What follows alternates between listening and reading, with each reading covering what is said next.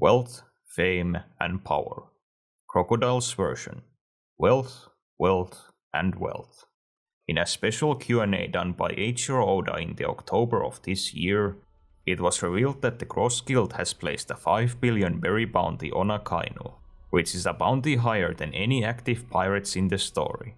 This is on top of the fact that the Cross Guild is also willing to pay as much money for Navy admirals as the Marines are paying for Emperors of the Sea.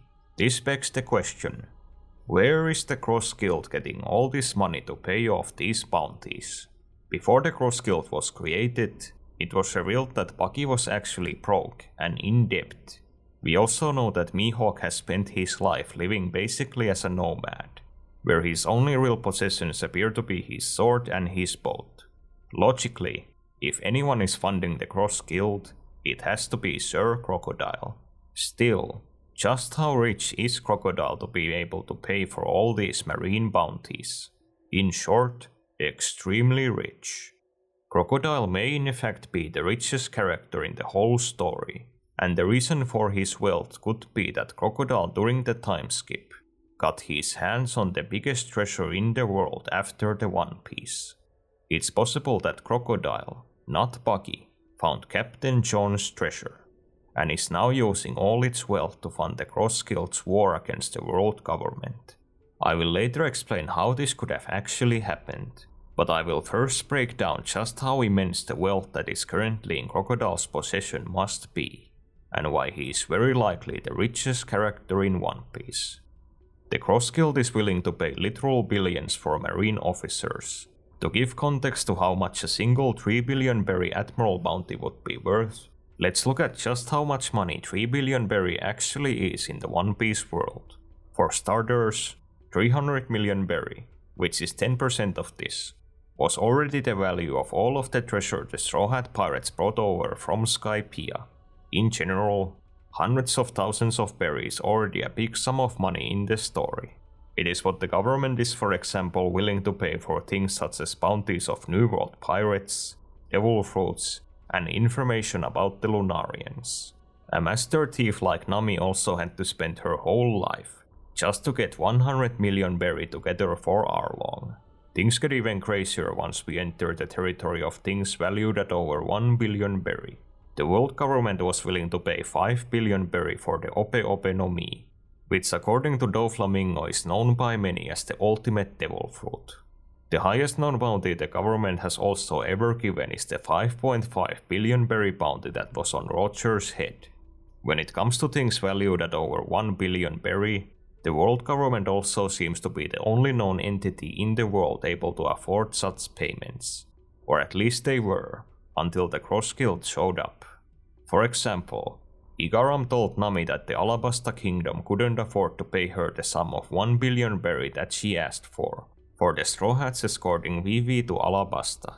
This also goes for the Dressrosa Kingdom, where King Riku said that they couldn't pay Doflamingo the 10 billion berry that he asked for. Alabasta and Dressrosa should also be some of the richest countries in the world, as they're far larger and more populous than most islands we've seen, and they were both founding kingdoms of the world government. The fact that things valued in billions is such a big deal to them shows just how large that sum of money actually is. Yet, here we have Sir Crocodile, who is casually willing to pay almost as much money for Akainu that the world government was willing to pay for the literal pirate king.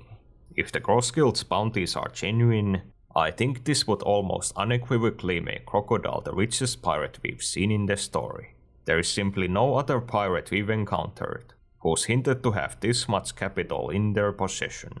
For example, even when Doflamingo's entire empire was falling to pieces around him, the most money he was willing to give for the heads of his enemies was 500 million berry. It could however be that next to Crocodile, the richest pirate we've seen is not Dofi, but actually Big Mom. She was likely very wealthy, considering that her territory includes literally dozens of islands, and even countries like Fishman Island were essentially her vassals. We've also seen a glimpse of all of her loot in the Whole Cake Chateau's treasure room. which at a glance looks to be several times more than what the Straw Hats, for example, carried over from Skypiea. In the Ace novel, Big Mom is also described as being business-oriented, and that the Big Mom pirates are more of a mafia than a pirate crew. There could however be one thing that would hold Big Mom back from being the richest pirate, which is her literal hunger. We saw this for example during Fishman Island, where it is revealed that the thing Big Mom taxed her territories in wasn't money, but mainly sweets and candy, which she'd later personally consume. According to Capone, she also had an incredibly demanding appetite, where Big Mom was constantly gorging on the finest made food in the world. While Big Mom likely had a lot of wealth, she was also probably spending much of it on food and sweets.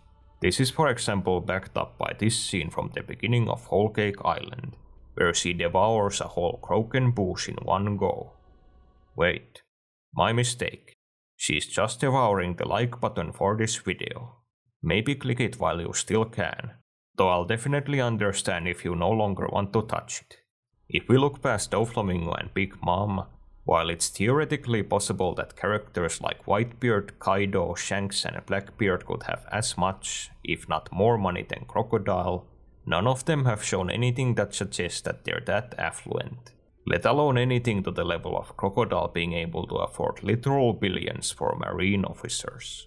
Genuinely, no character that we know of has ever shown this level of personal wealth in the One Piece story, with the only possible exception being Emu. So, where did Crocodile get all of his money? From what we know, Crocodile was basically back to square one at the beginning of the time skip 2 years ago. While he was freed from Impel Down, Baroque Works and his entire operation had been destroyed during the Alabasta arc. What exactly did Crocodile do during the next 2 years that made him potentially the richest pirate in the story? One idea is that Crocodile had simply stashed away all his wealth from Alabasta, and just went and collected it after he was a free man. Another idea is that Crocodile himself went bounty hunting during the time skip. He could have for example hunted down the other Impel Down level 6 prisoners who had escaped. While Crocodile is a criminal, he could have for example still used an intermediary to get the money for these bounties, which is something Whitebeard for example did in the Ace novel. While there are a lot of ideas on how Crocodile could have gotten this rich, the most interesting theory I can come up with is the one I mentioned at the beginning of the video, which is that Crocodile actually found Captain John's treasure. In case some of you have forgotten, Captain John was a former member of the Rocks Pirates, who was in possession of a great treasure that Bucky has apparently been looking for a long time. This already tells us that Captain John's treasure is likely worth a lot of money. Bucky is someone who thinks treasure is synonymous with money, and he would likely only be interested in Captain John's treasure if it would have made him rich.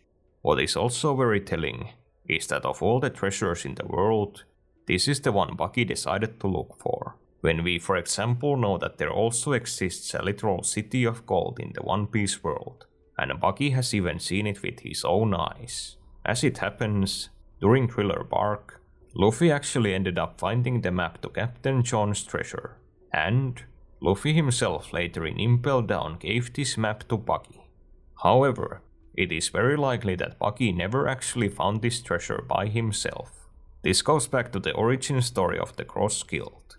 The reason why Crocodile came to rescue Bucky from the Marines wasn't because of the goodness of his heart, but because Bucky actually owed him money. Yet, Bucky could not even pay this debt back to Crocodile, as he was quite literally broke. This could all revolve around Captain John's treasure. It could be that Bucky was already borrowing money from Crocodile during the time skip. Not being able to pay the money back, Bucky might have offered Crocodile Captain John's treasure map that he got from Luffy as payment. Crocodile is a very knowledgeable character, and likely knew of the treasure, and could have accepted the map as payment. Then, Crocodile himself did what Bucky couldn't, and actually succeeded in finding the treasure, making him one of the richest people in the world. Now, why didn't Bucky just find the treasure himself, and use it to pay off his debts? We have no way to tell. Buggy's reasons could vary from the treasure's location being too hard to navigate to, or the treasure itself being too guarded. There is actually a theory that Captain John's treasure, of all places, is on Pirate Island, as Buggy in the pre-time skip was also looking for the treasure on an island shaped like a skull.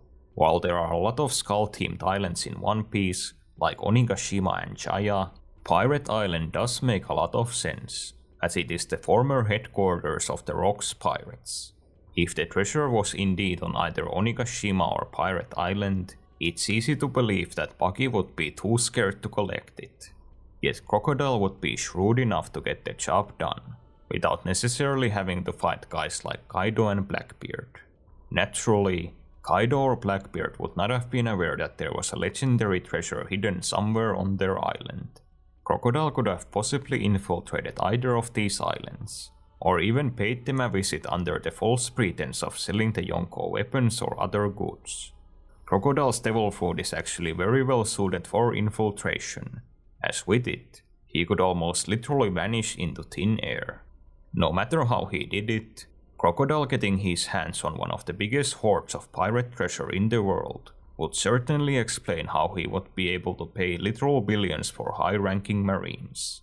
It would also be a classic case of Buggy's dumb luck. Buggy would have once again initially failed by giving the map to Crocodile, but then still later got his hands on the treasure anyway, with Crocodile becoming his subordinate in the Cross Guild. Even though in reality, Crocodile is probably not letting Buggy anywhere near his money again. What is also interesting is what Crocodile is choosing to do with his immense wealth, where he is actually investing it in the Cross Guild. Crocodile is actually extremely ambitious, and even during Alabasta, his goal was to create a kingdom that would be even more powerful than the world government itself.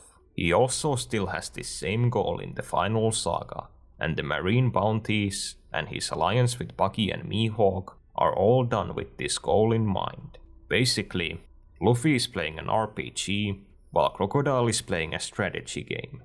Or maybe he's just saving money for facial surgery. I don't know. Now, I think I've talked enough about Crocodile's wealth. I'd next like to talk about your wealth, and more specifically, how you could give some of that wealth to me by becoming a channel member. Among other things, you'd gain a nice loyalty patch next to your username that has the kanji for the word sword in it. Make no mistake though, my intent is to just take advantage of my viewers and make out like a bandit. Or I guess more fittingly, like a pirate. Thanks for watching this video to the end.